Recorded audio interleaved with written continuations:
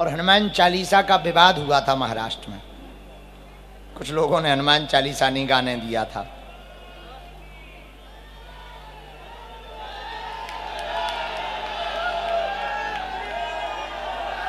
लेकिन आपने जेल में जाकर भी हनुमान चालीसा गाना नहीं छोड़ा। तो श्री नवनीत राणा जी, आपका आना हुआ, बहुत अभूतपूर्व बात है कि हनुमान चालीसा पर कथा है।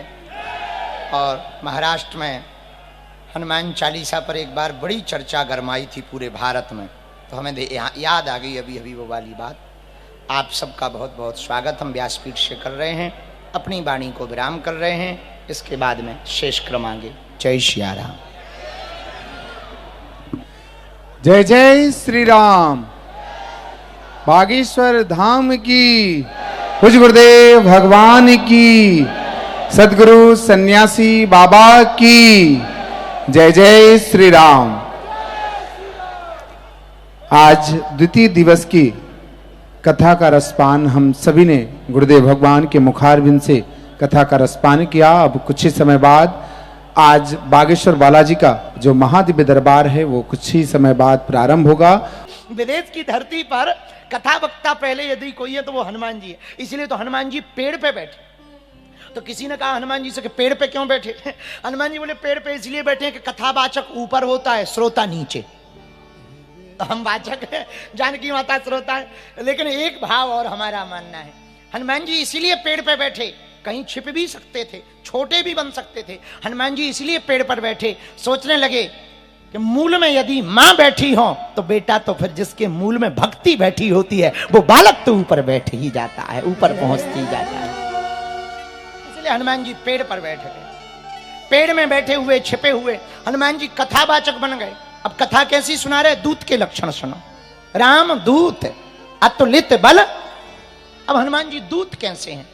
रामचंद्र गुण बरने लागा, रामचंद्र गुण बरने लागा, सुनते सीता कर दुख भागा,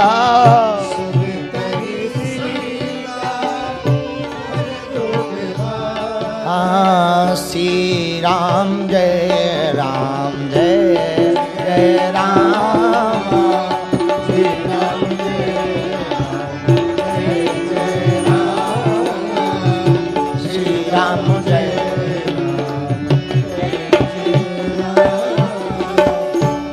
राम जी की कथा हनुमान जी ने सुनाई तो माता जानकी जी नीचे बैठे बैठे कहने लगी, अरे इतनी सुंदर कथा वृक्ष के ऊपर बैठकर कौन सुना रहा? भैया कथा तो सुनाई पड़ रही पर कथावाचक दिखाई नहीं पड़ रहा। तो हनुमान जी ऊपर से ही बोले, माता जी कथा भर ही सुनो। माता जानकी जी बोली, वाह कथा इतनी सुंदर है तो कथावाचक कितना सुंदर नहीं होगा। हनुमान जी ऊपर से ही बोले, मां केवल कथा ही सुंदर है, कथावाचक तो बंदर है। आओ, आओ, वो तो बंदर है पूरा। अब माता जानकी जी कहने लगी, कौन हो? हनुमान जी सामने प्रकट भय। मां हम राम जी के दूत हैं। अब माता जानकी जी चिंता में पड़ गई, कैसे दूत? नर बानर हूं संग कहूं कैसे? राम जी नर हैं तुम बानर हो। हनुमान जी बोले, हनुमान जी ने पूरी कथा सुना दी, बताया। तब माता जानकी जी को पता लगा। माता जानकी जी बोली, बताओ राम जी को हमारी याद नहीं आती?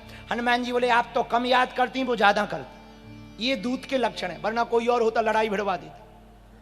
कोई कह देता उन्हें नहीं है टाइम, वो तो वहां पर अपनी माया में फंसे हुए हैं, लीला में फंसे हुए हैं, उन्हें नहीं है टाइम, लो हो गई लड़ाई। पर धन्य है हनुमान जी। दूत के लक्षण क्या है? माता जानकी जी ने कहा, उनको हमारा ध्यान नहीं, याद नहीं आती।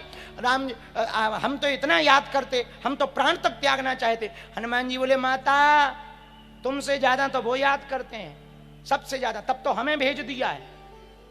हनुमान जी ने जब ये कहा, ये दूत के लक्षण है।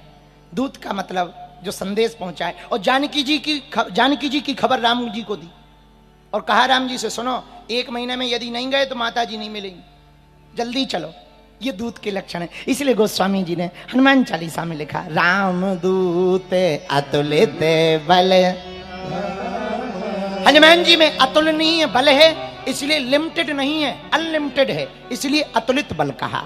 शेष चर्चा कल करेंगे, क्योंकि आज दरबार भी है। बहुत समय हो गया है, दरबार भी लगाना है, अर्जी भी लगानी है, इसलिए शेष चर्चा अब हम कल करेंगे। आगे की चौपाई पर चर्चा कल सुनाएंगे हनुमान चालीसा पर। कल की कथा 4 बजे से शुरू की जाएगी। कितने बजे से? जोर से बोलो। टाइम के हम पक्के हैं।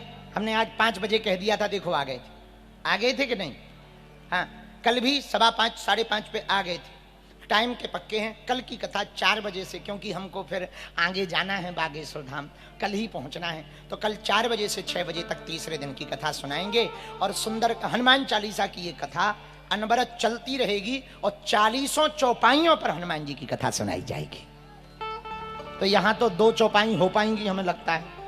आगे की चौपाई जहां आगे कथा करेंगे वहां क्रम बढ़ाएंगे। तो यदि पूरे हनुमान चालीसा के महत्व को, अर्थ को समझना है तो पूरी कथा हनुमान चालीसा की आप सुनना। वो बागेश्वर धाम यूट्यूब चैनल पर आपको प्रसारित लगातार की जाएगी। जब तक पूरा हनुमान चालीसा नहीं हो जाएगा तब तक जहां भी कथा होगी वहां हनुमान चालीसा पर होगी।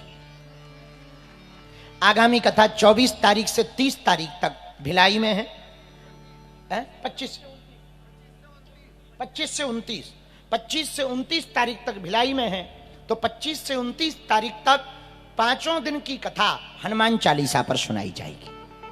उसके बाद 7 तारीख से 11 तारीख तक महाराष्ट्र में आम गांव में, वहां भी हनुमान चालीसा पर सुनाई जाएगी। और जब तक हनुमान चालीसा पूरा नहीं हो जाएगा तब तक हनुमान चालीसा पर कथा अनवरत सुनाई जाएगी।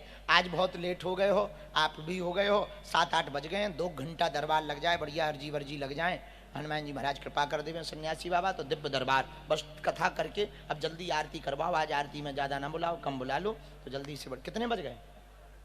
7:30। अरे तो बहुत टाइम है, भगवान की बहुत कृपा है।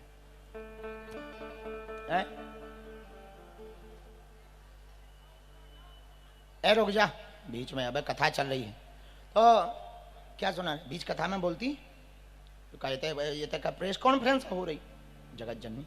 हाँ, क्या कह रही थी तुम?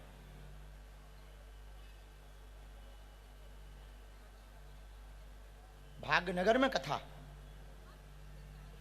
अच्छा माता हो जाए जगत जननी। हम अभी बाद में बताए, हम भूल जेवी का सुना रहे थे, हम भूल जेवी माता। बुढ़ापे का दिमाग है हमारा। क्या सुना रहे थे हम? क्या बोल रहे थे? क्या बोल रहे थे? हाँ, हनुमान चालीसा की कथा कहां तक आ गए हैं? रामदूत आ गए, अतुलित बलधामा पे हो गया है।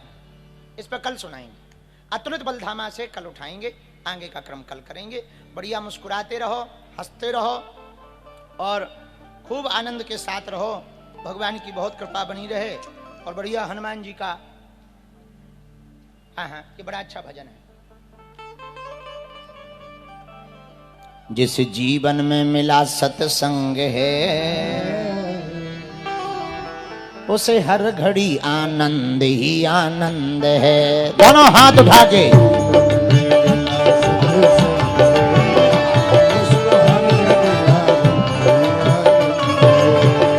जिसे जिसने जीवन में पाया सत्संग है, जिसने जीवन में पाया सत्संग है। दोनों हाथ उठाओ पागलो और आनंद लूटो। उसे हर घड़ी आनंद ही आनंद है, उसे हर घड़ी आनंद ही आनंद, उसे हर घड़ी आनंद ही आनंद है।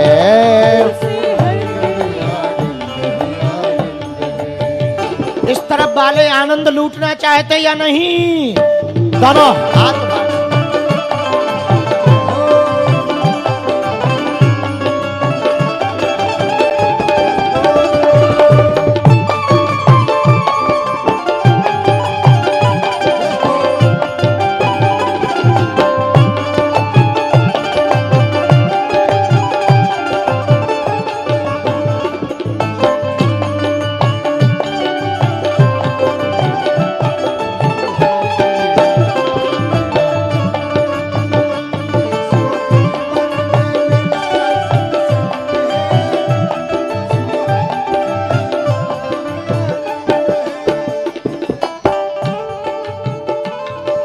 सुनो, दोनों हाथ उठा के।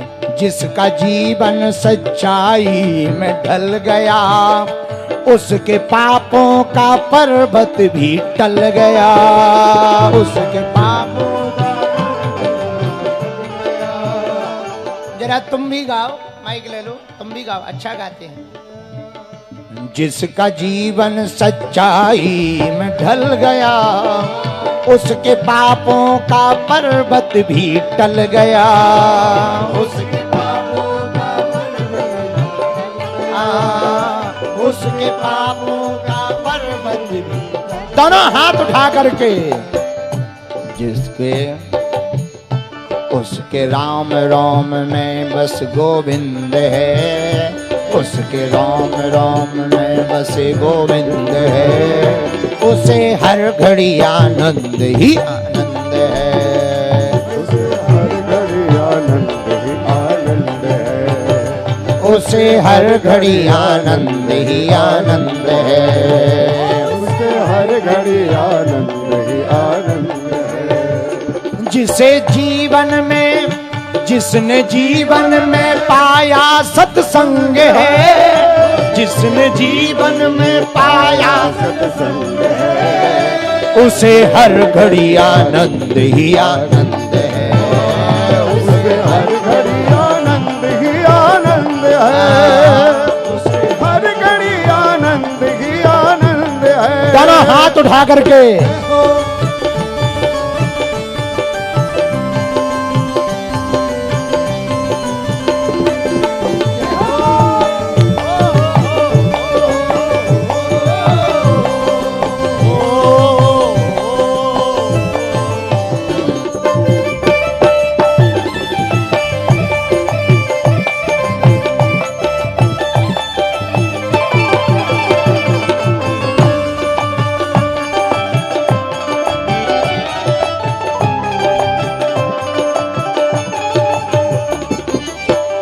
स्वर्ग जाने की इच्छा नहीं जो, मुक्ति पाने की इच्छा नहीं हो। मुक्ति पाने की इच्छा नहीं हो।